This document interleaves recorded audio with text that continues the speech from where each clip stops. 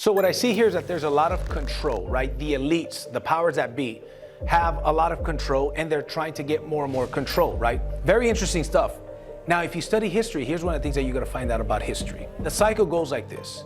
You've got oppression that leads to revolution, that leads to freedom, then that leads to oppression.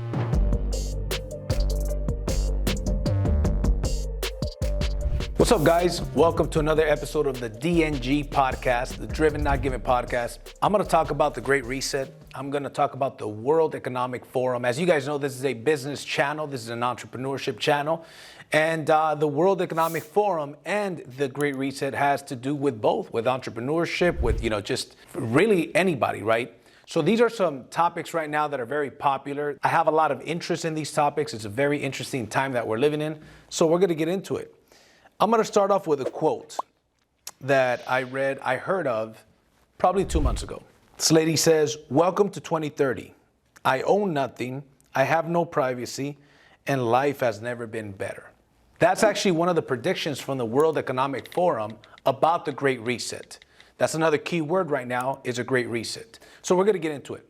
So first and foremost, who is the World Economic Forum and the Great Reset being presented by?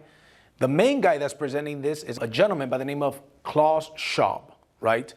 Now, we're living in an interesting world where a lot of these people, they're not being elected. They're simply being selected by a couple of people, just a bunch of rich guys that come together.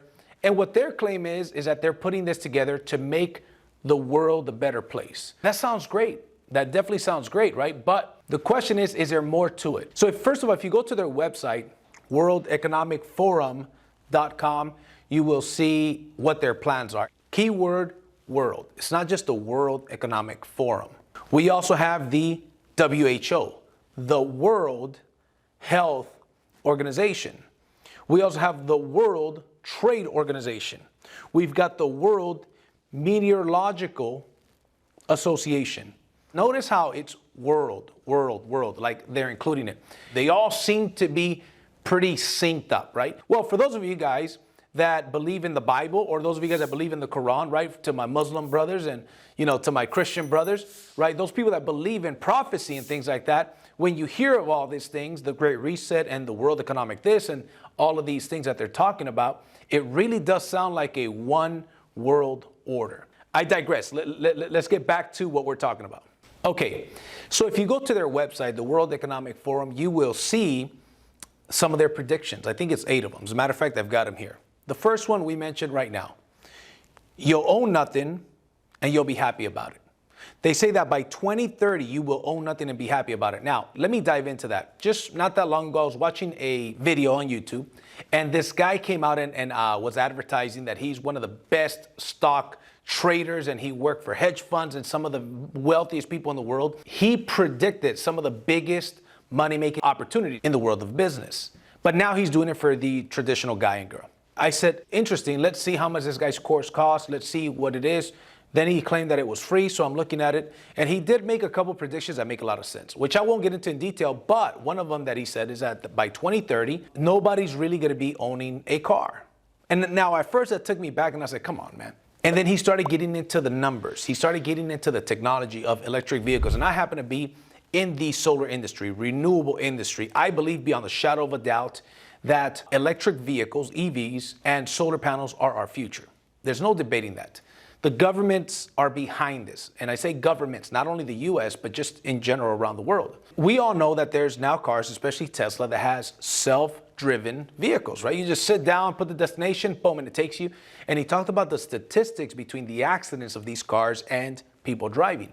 And it's significantly better with AI technology. I also know a lot about AI technology, and AI technology is growing by exponential growth. We are growing faster than ever before.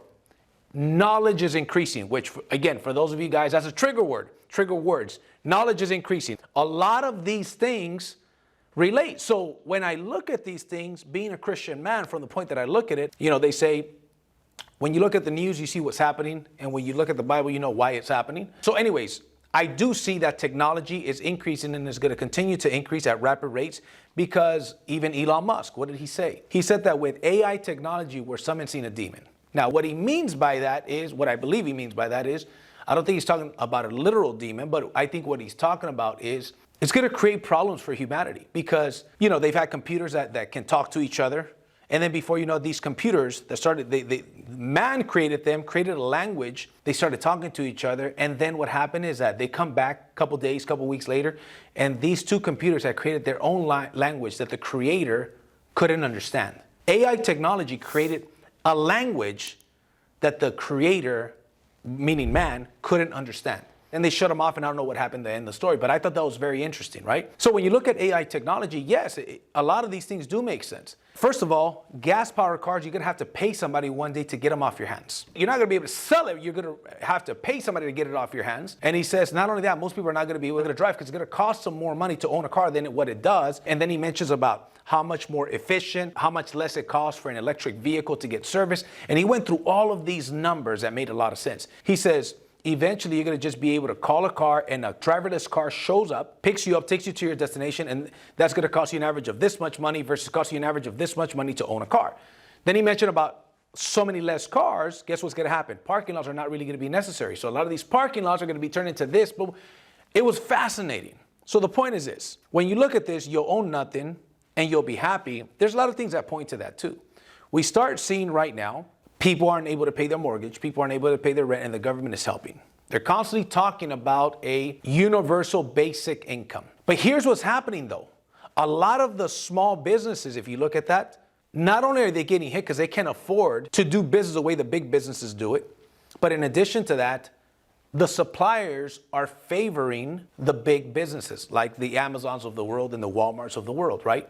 When you start to connect the dots, at least me, when I start to connect the dots, I look at this and I'm like, this doesn't seem that far-fetched. Maybe 2030 is a little bit early, in my opinion, but you never know, right? One of them is you'll own nothing and you'll be happy. Here's the next one.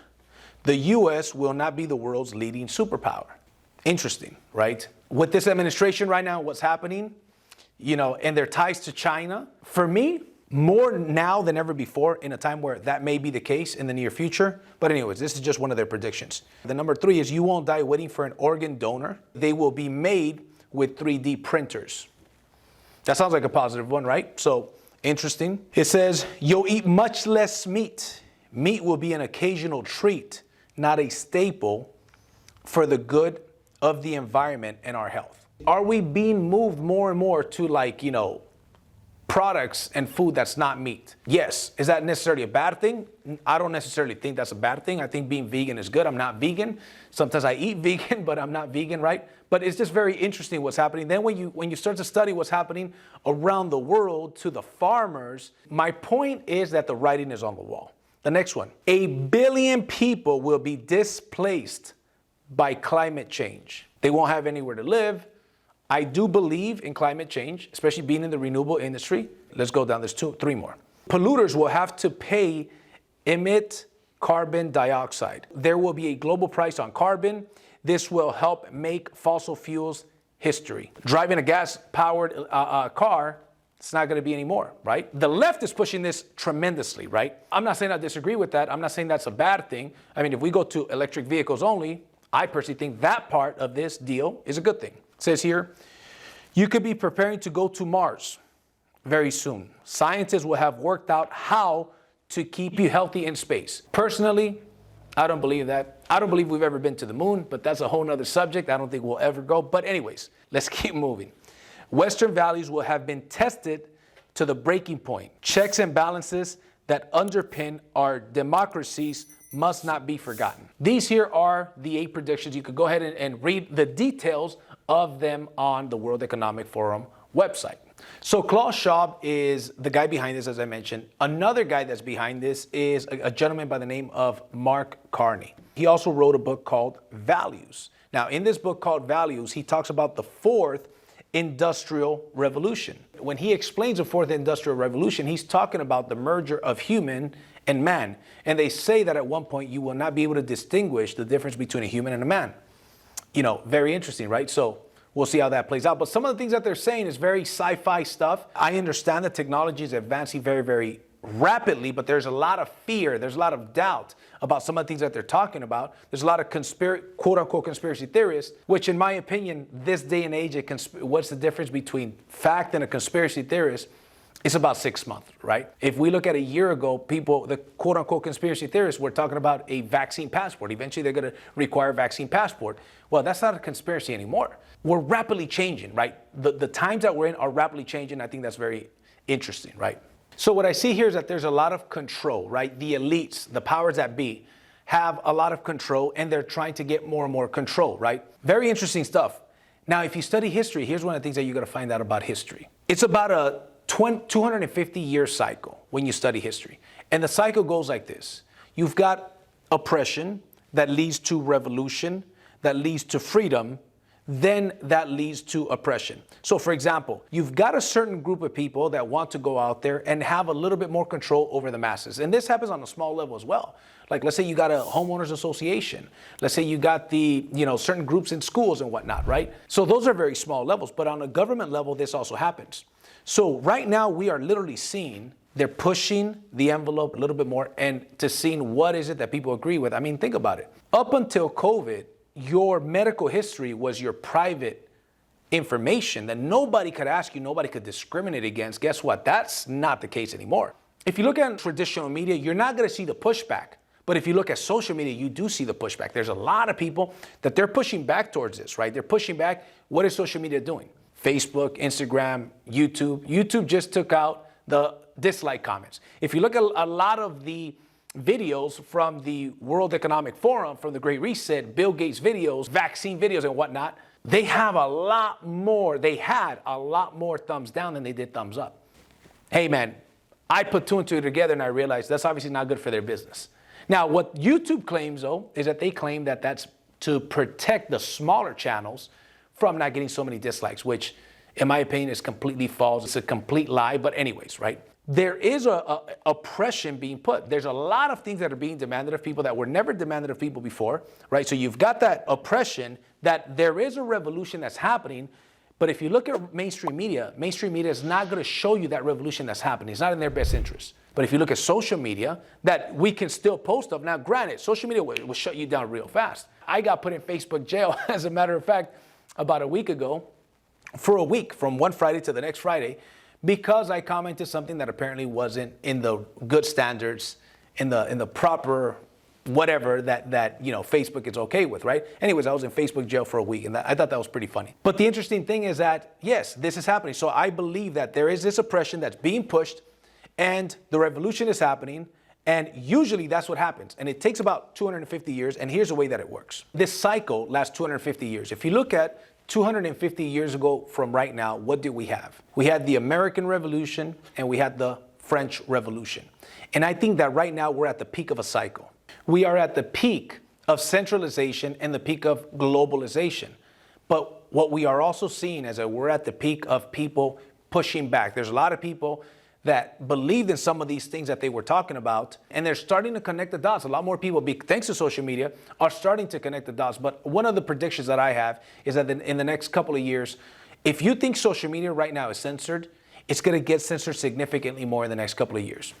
Freedom of speech, I live in America. A lot of you guys that watch this video are in America. Some of you guys are not. And everybody always knew, hey, in America, it's a free country. Freedom of speech is a very real thing. That's not the case anymore. If you look at the times that we're living in, it's very unprecedented times. And it's very interesting. To me, it's more interesting than most movies out there. The world that we live in today could literally be a movie, and it'd be very interesting. So anyways, just wanted to do this quick video. I'm going to do a follow-up video with more details on the Great Reset, on the World Economic Forum. But give me your thoughts. What do you think about the Great Reset, World Economic Forum? Is it a positive thing? Is it a negative thing? I don't know, man. I'm giving you guys my opinions. I did a little bit of homework. Some of you guys know more than me. Enlighten me. Like this video, comment it. And with that being said, I appreciate you guys. I'll see you guys at the top or from the top. Take care.